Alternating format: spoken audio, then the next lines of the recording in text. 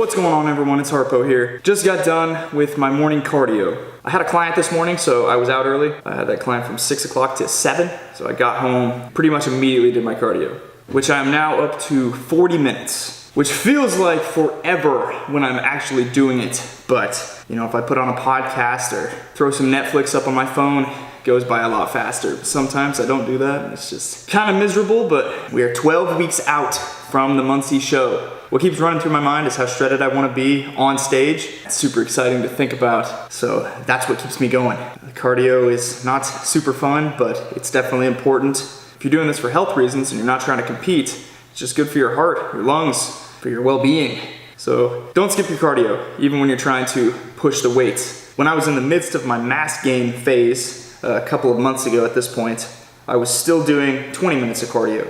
We've slowly upped it from 20 to 30, 30 to 40, and we're doing that at a 5% incline at about 3.6 speed. And that's 6 days a week right now, so it's pretty much an everyday thing. And I have been doing it later in the day after a couple of meals. Most days after my weight training, maybe like right after my post-workout meals when I'll get my cardio in, but I'm gonna try doing it fasted for the next couple of months until the show. There's not a whole lot of scientific literature on this, not a lot of conclusive data at least, where some studies will say, yeah, doing it fasted is better for burning fat. Some say doing it fasted will burn the muscle. So I'm basing my decision to do it fasted more off of anecdotal evidence. It's a time-tested method and it's worked for me in the past, so I'm gonna give it a go for the next couple of months and see what happens. I think ultimately it's more about convenience. If it's easier for you to do your cardio fasted because it's just like right in the morning, right after you wake up, maybe you're not hungry right when you wake up, then heck, do it. Doesn't really matter what's optimal.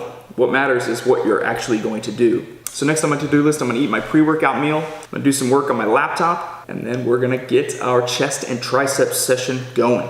So let's get the rest of this day rolling. It's gonna be good.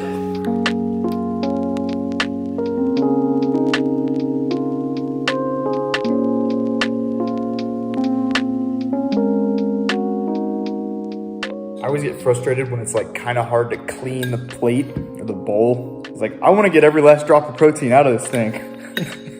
I'm already a slow eater as it is. All right, y'all. We're downstairs in the garage gym right now, and we're gonna hit a little chest and triceps. I'm not gonna do as much volume as I usually do, because I just finished filming my at-home chest workout, which is gonna come out in a couple of weeks. So the main goal for today is gonna kind of burn out the chest and triceps just a little bit more, give them a little bit more of a stimulus to grow. Now for today, I'm gonna throw some music over this workout footage. But in the future, if you guys wanna see me do a little bit of a commentary, or if you want me to keep it with just music, let me know, and I will do that for the rest of the vlogs. One of the people that I'm taking inspiration for doing this vlog series is actually Rich Piana. And it sounds a little bit weird because Rich had quite the opposite goal of me. He just wanted to get as big as humanly possible. He wanted to be a freak. Whereas I want to emphasize longevity. I want to be into fitness for the rest of my life, and I want my life to be long. So that seems a little bit counterintuitive, but I'll get a little bit more into some of the reasons why I'm inspired by Rich in a future vlog. It's definitely something that I want to touch on, considering how big of an impact he and other big figures like him have made in my training and in my life. But one thing that he used to do in his Bigger by the Day videos is when he would train, it would just be straight training footage with music, no sound. And I really enjoy watching these, but I know some people like to have commentary in the background. So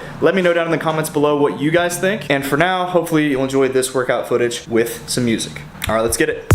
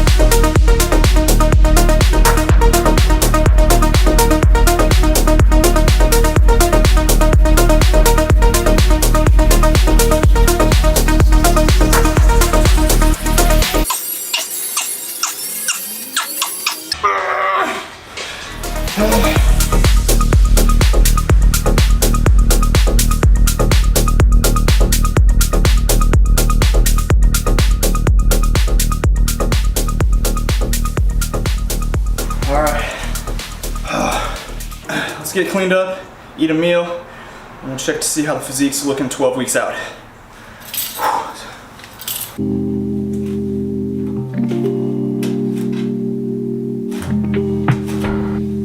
So I'm sitting around 175 pounds right now, which puts me about 5 to 10 pounds heavier than when I started all this about 5 months ago.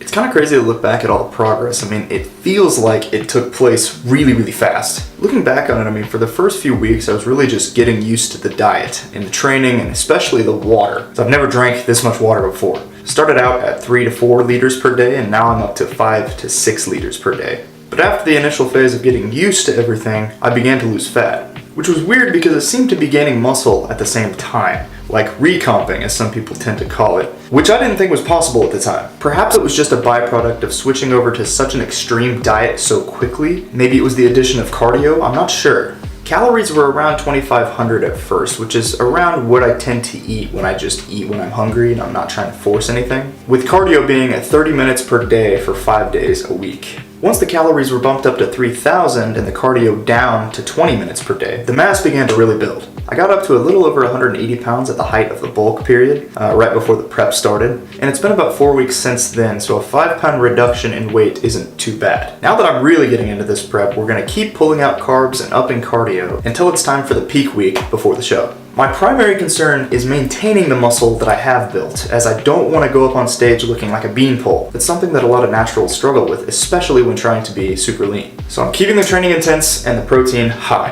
which leaves only one thing to work on, and that's my presentation. Posing is something that I've messed around for a while now, but I still don't fully understand the finer details of it. I don't have a routine or music or anything like that picked out yet, but I can start by practicing the basics. So from now on, I'm going to make it a priority to practice posing a little bit each and every day. Just going to be the mandatory poses and the transitions for now, but as we get into things a little bit more, I'll start practicing a specific routine for the show. If I want to call myself a bodybuilder, I got to start practicing like one. It doesn't matter how good your physique is if you don't know how to present it to the judges. So I'm going to pull up some competition footage here and practice what I see.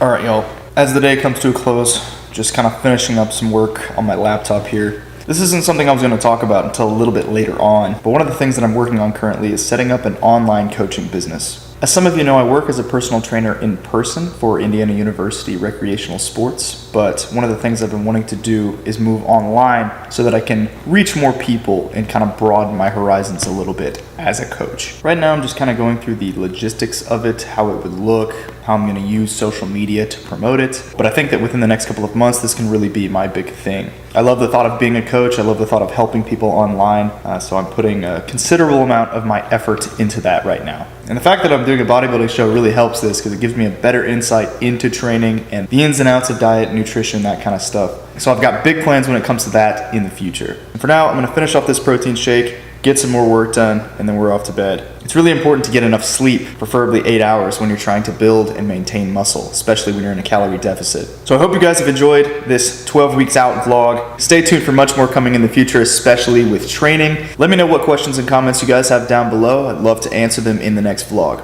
And I will see you next week.